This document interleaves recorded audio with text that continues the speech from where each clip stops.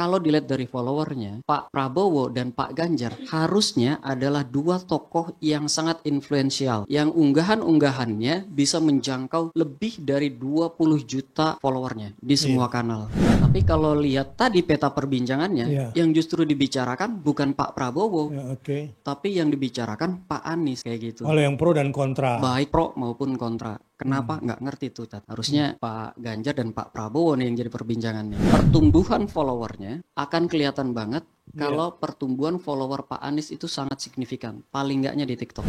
Pertumbuhan follower di YouTube Pak Anies itu kelihatan. Di Facebook Pak Anies itu kelihatan. Paling signifikan memang di TikToknya Pak Anies itu 52%.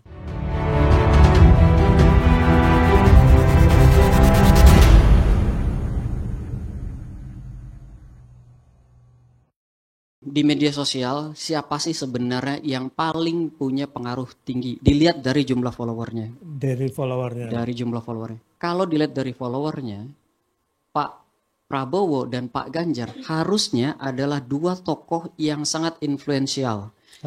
Harusnya.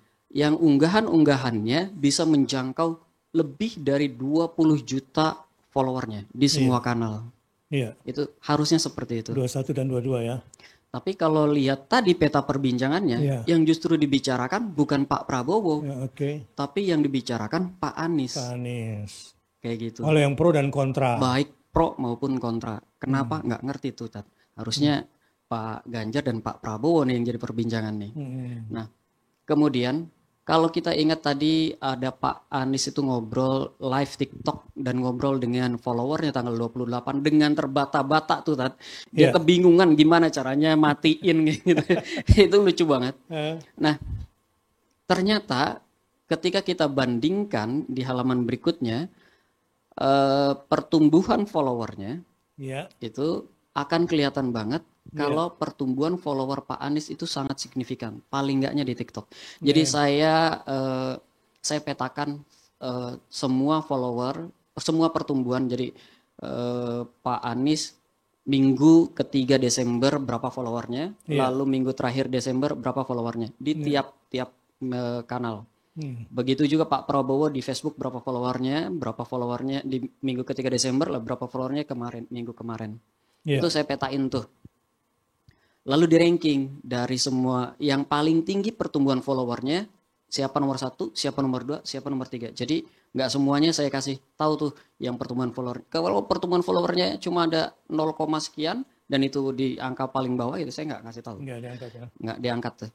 Nah, kelihatan kalau ternyata pertumbuhan follower terhadap Pak Anies itu tinggi. Setidaknya gini, pertumbuhan follower di YouTube Pak Anies itu kelihatan. Di Facebook Pak Anies itu kelihatan. Paling signifikan memang di TikToknya Pak Anies itu 52%. 52%. Jadi minggu ketiga itu 606.000 jumlah followernya. Minggu kemarin itu sudah 923.000. Cepat ya. Itu 50% lebih. Tapi tentu saja ini sangat jauh kalau dibandingkan dengan jumlah follower Pak Prabowo maupun Pak Gibran. Tapi perlu diingat juga, Pak Prabowo dan Pak Gibran itu sudah investasi di media sosial lebih dari 10 tahun yang lalu. Beda dengan Pak Anies baru kemarin, apalagi TikToknya tuh baru kemarin banget tuh. Jadi kalau dilihat dari volume memang agak jauh ya. Tapi kalau dilihat dari growth-nya, pertumbuhan followernya itu memang dia yang paling signifikan di antara ketiganya. Di antara ketiga capres tuh. Dan kalau dilihat, sayang banget ini, saya sangat menyayangkan follower Pak Ganjar itu stuck. Nggak banyak pertambahannya dalam satu minggu terakhir. Nggak signifikan, 0, semua pertumbuhannya. Ada pertumbuhan tapi nggak signifikan untuk dibicarakan. Kalau Prabowo? Pak Prabowo yang paling signifikan itu pertumbuhan di Instagram. 3% pertumbuhannya. Di TikTok? Di TikTok Pak Prabowo nggak main. Nggak main ya? Nggak main. Ada sih akun TikTok Prabowo, tapi saya ragu itu bukan asli dari Pak Prabowo. Jadi nggak saya masukin, nggak berani saya.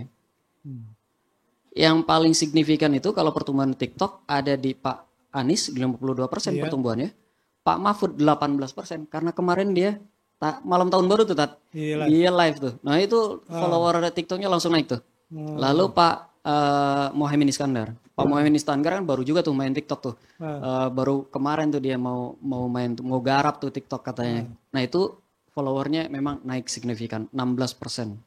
Selain itu nggak usah disebutin, tapi emang nggak naik ya. Nggak naik. Gitu. Oke. Nah dari sini aja kita bisa lihat kalau ternyata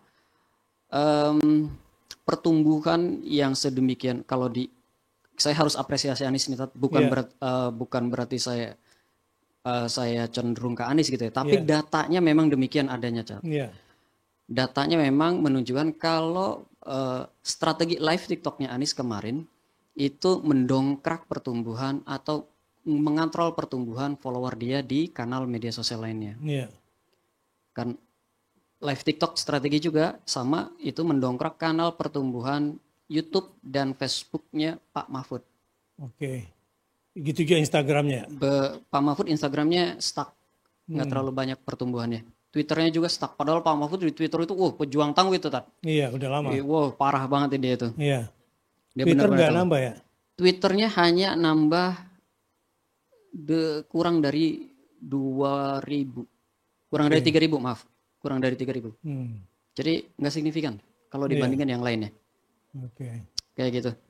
Dan kalau dilihat memang yang baru ini kan main di media sosial Pak Gibran Raka Buming tuh.